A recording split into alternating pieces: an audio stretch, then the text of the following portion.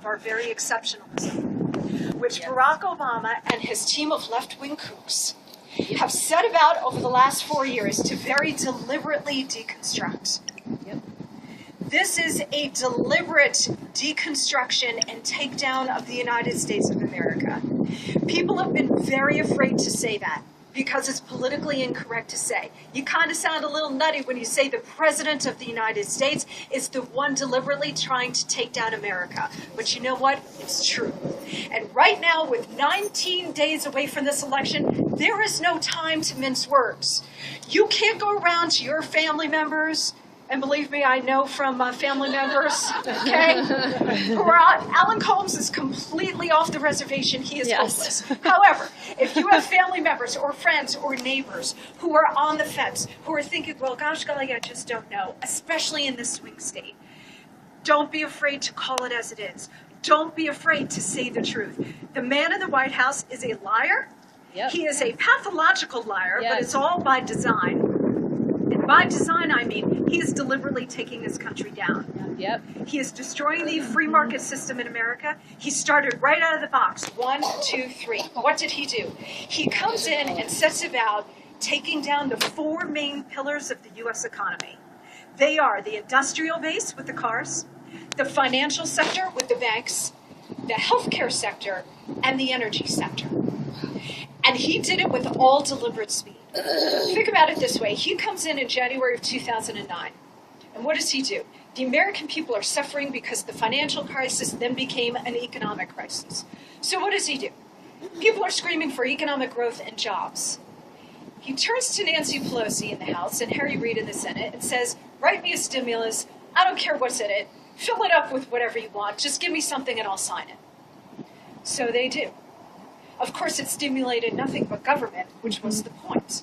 $1 trillion spent, an extra $1 trillion on the national debt for nothing except to support the Democratic Party and to expand dependency on government. Second thing he does, about 6 weeks into his presidency, again, when the American people are crying out for jobs and economic growth, he turns to healthcare. And even to this very day, some of my fellow conservatives even, but so many people are going, gosh golly, I don't get it. I don't understand. Why the economy was so bad. Why did he waste 1.5 years doing healthcare? I don't get it. Here's why. When you look at the history of every socialist country in the world, the first thing that the socialists do when they get power is take over the healthcare system. Why? Because if the government controls your healthcare, the government controls you. If the government is in your eyeball and your ear canal and places where the sun don't shine, the government controls you. That's why they did it right out of the box. That's why they spent 1.5 years doing it. Healthcare is the crown jewel of the welfare state. It is the crown jewel of the socialist system. It is the crown jewel of controlling your lives. That's why they did it. And then, of course, with all deliberate speed, they tried to do cap and trade, take over the energy sector. They couldn't do that in the House of Representatives, even with a huge Democratic majority. So what does Obama do? He installs czars, about 80 czars, about 50 main ones, and about 30 sub-czars. And that is how he truly exercises power, through those czars. He doesn't go through Congress. So all of the conversation that we have now about this general election, we're all focused on the presidency, we're also focused on the Congress, and it is vitally important that we gain control of the U.S. Senate so we can repeal Obamacare and all these other socialist horrors and maintain the House. It's absolutely critical. But if we take the Senate and keep the House and Barack Obama gets reelected, guess what? The country is done. Done. Because he doesn't give a flying whit about the Constitution. No. He doesn't give a flying whit about the U.S. Congress and having to go through them. Another 4 years of this man, he will bypass Congress, as he's already done. He will exercise power even more so through the czars, and he will wrap the tentacles of socialism around every part of your lives, every pillar of this economy that he already hasn't attacked, and you will have an unrecognizable America in 2016. Yep. This is not a joke. We're not playing around here. We are fighting for the life of the country here. And that is not overstating it. The left-wing kooks, the kooks who took over the Democratic Party in 1968, because remember, this is not your father's or grandfather's Democratic Party. This is a completely different ball of wax. This is not Harry Truman or JFK. These are not people who fundamentally love and respect this country. They hold it in contempt, they hold the Constitution in contempt, and they seek to destroy it. That is not overstating the case. These kooks for decades have been trying to take over this country in order to destroy it from within. And finally, they got the brass ring when they got Barack Obama.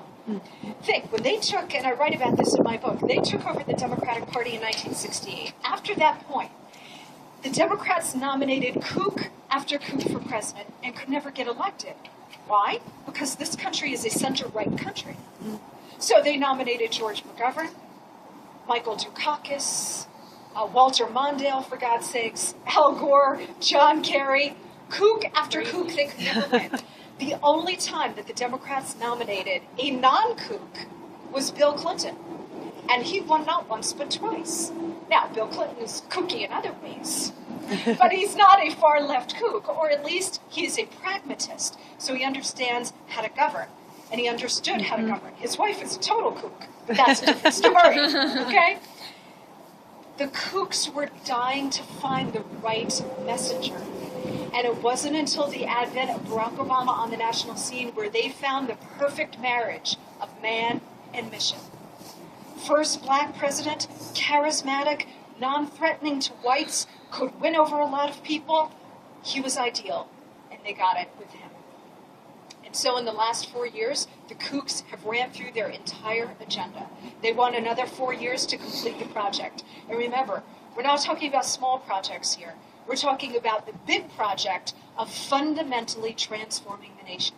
Not my words, Barack Obama's words. The fundamental transformation of the country. What I argue in the book is, he used two phrases over and over again in 2008. He used that phrase, fundamental transformation of the country, and he also used remaking America over and over again. And he conned enough people that he was able to persuade them to supply their own meanings to what he meant by that.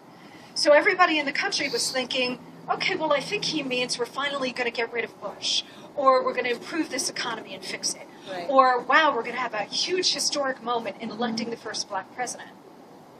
What I say is, don't pay attention to what you think he meant by that. Pay attention to what he meant by the fundamental transformation of the nation. And now we know, don't we? We have 4 years of evidence about what he meant by that. Attacking the four main pillars of the U.S. capitalist system, taking them down, replacing them with the socialist model in every aspect of the U.S. economy in order to destroy economic freedom, to destroy the free market system, and replace it with wealth redistribution and statism. That is what he has done. And guys, he has had enormous success so far. That's why another 4 years, the country will be done over as we know it. And thank God for Governor Romney. Thank God. Yeah, yes. I would like to see a little bit more of the moral case for the free market. This is something AFP, this is their daily work, making the moral case for the free market. Because